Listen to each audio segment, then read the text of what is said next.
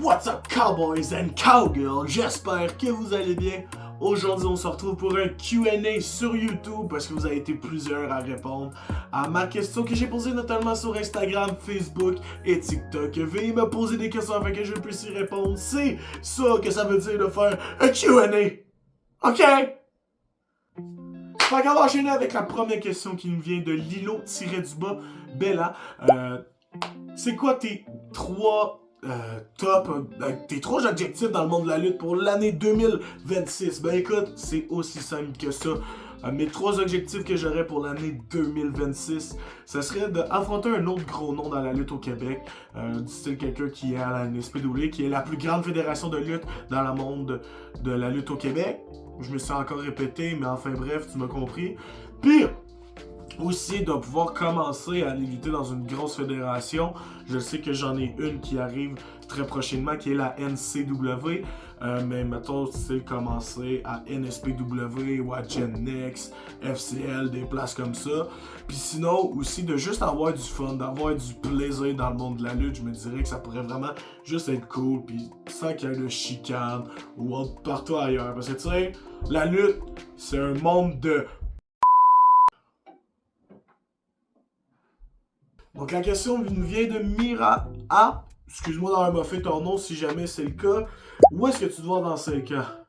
Ben écoute, moi c'est grosse live bizarre, avoir full d'argent, avoir des ladies un peu partout autour de moi.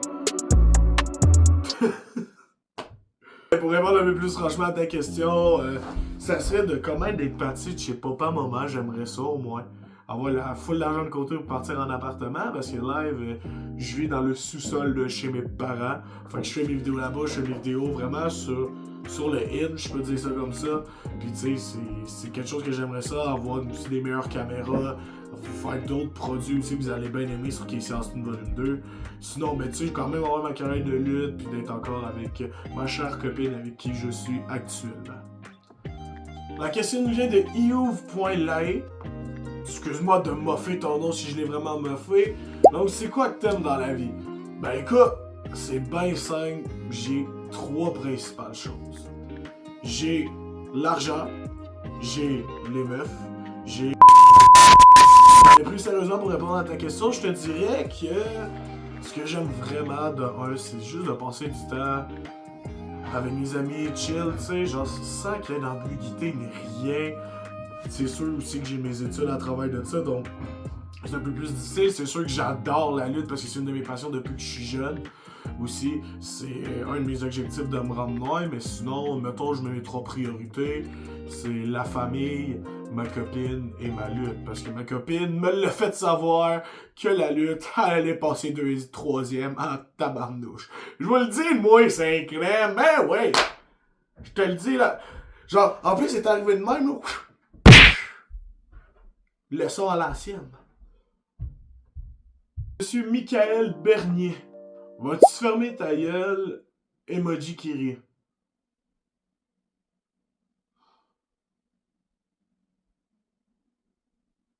Non. La question nous vient de Madame Alexandre.100, si j'ai bien compris. Mais bon, excuse-moi si j'ai vraiment moffé. C'est quoi qui est le plus dur dans le monde de la lutte? Selon moi, ça c'est vraiment par expérience que j'ai depuis maintenant 3 ans à temps plein, je pense que c'est de faire son nom. Parce que la lutte c'est tellement un monde de je vous le disais tantôt, que dès que tu fais une affaire qui va pas, ou que tu dis en mal, peut te faire une mauvaise réputation. Fait que tu vas faire un bon nom, c'est ça qui est quand même très dur. Ou si tu scrapes ton nom, c'est dur de te le refaire à 100%. Fait que moi, personnellement, je pense que c'est ça. Mais tu sais, il y a plein de lutteurs ou d'autres personnes qui vont peut-être voir ça différent parce que tu sais, les lutteurs vont penser que c'est différent d'une manière, les autres personnes aussi. Fait que d'après moi, je pense que c'est ça qui a été vraiment le plus dur pour moi, c'est de me faire mon nom dans le monde de la lutte. Fait que donc, avec la prochaine question arrive de Monsieur Ryan, comment ça se passe au cégep? Mais genre, les gars, j'en ai tout le cégep dans la saison passée, pis genre, je sais pas pourquoi, mais que je suis merde à l'anglais, genre, j'ai tout à recommencer. l'ai encore pas joué, parce que genre là, ça, je suis vraiment poche en anglais. Et genre. Et sérieusement, là, je suis en train de l'en faire encore. Puis genre, sérieusement, là, je suis vraiment. Je trouve que je suis vraiment une merde en anglais, fait que genre, non, ça va vraiment pas bien. Sérieusement, ça va vraiment pas bien. La question nous vient de monsieur Philippe Nadeau. D'où est-ce que tu as pris la passion pour la lutte? Ben écoute, ça a été bien simple. Moi, c'est que je regardais, justement, j'allais dans une fédération de lutte à Drummondville, j'allais la regarder, pis tout. Fait ça a été vraiment quelque chose que ça m'a comme peut-être fait décliquer, je peux dire ça comme ça. Ça a été une passion après ça que j'ai voulu amener. Puis avoir des explications trop longues aussi qui le monde commence à se gosser. Fait que pour garder ça juste bien court, j'ai juste j'ai trippé sur un lutteur, puis je suis parti.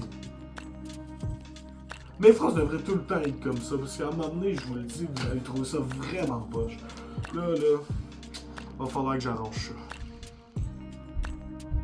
Mais bon, je pense que tu as compris. La dernière question de cette Q&A pour ce petit premier concept de vidéo-là nous vient de crunchy.mocha. Dis-moi si je me moffe pas, s'il te plaît. Oh yeah, ok, ça start là-dessus. Donc, depuis quel âge as-tu commencé la lutte? Ben écoute, pas que j'ai commencé, mais j'ai eu un intérêt pour commencer la lutte en étant plus jeune. Vers 5-6 ans, ça l'a arrêté, puis je suis revenu. J'ai recommencé ça à vouloir prendre mes cours ou autre, mais tu sais, comme j'ai pas eu de cours, j'ai voulu prendre des cours, pardonnez-moi. Puis genre, finalement, ça l'a donné que en 2018-19, avant que la pandémie elle arrive, j'ai recommencé à m'entraîner un petit peu à la DCW. Fait quoi, non, disons que c'est quelque chose de quand même bizarre. Ça fait genre des up and down un peu, mais là, pour l'instant, je pense que ça s'est quand même bien replacé concernant tout ça dans l'ensemble de manière générale. Fait que je te dirais vers 13-14 ans que j'ai vraiment commencé à faire ça pas mal un petit peu à temps plein, je peux dire ça comme ça. Ouais. Ce qui conclut notre Q&A d'aujourd'hui, une première vidéo que j'ai essayé de faire. J'espère que ça vous a plu quand même malgré tout, malgré que je sais qu'il n'y a pas la grosse caméra, puis que tout est super wow, tu sais, c'est sûr que j'ai pas le meilleur des décors en arrière de moi actuellement, mais bon, j'espère que vous avez apprécié. Si jamais vous avez apprécié la vidéo, vous pouvez lâcher juste un méchant gros like, mesdames et messieurs, avec un petit commentaire Kian, tu es nul en anglais, avec un emoji qui pleure de rire, bien évidemment. Oh! Ou sinon, vous pouvez aussi mettre quel concept de vidéo vous aimeriez voir prochainement, que ce soit des vlogs dans mes shows de lutte, des niaiseries avec des amis, des challenges ou whatever shit que vous pourriez avoir sur YouTube. Donc sur ça, Cowboys and Cowgirls, allez-y, abonnez-vous, c'est la dernière affaire que vous avez à dire. Donc faites attention à vous autres, mes Cowboys and Cowgirls, les abonnés de la chaîne. Et sur ça, on se revoit très bientôt pour une nouvelle vidéo YouTube, puis peut-être même un nouveau concept qui va arriver bientôt. Donc faites attention à vous autres, puis je crois que ça fait pas mal le tour de la vidéo.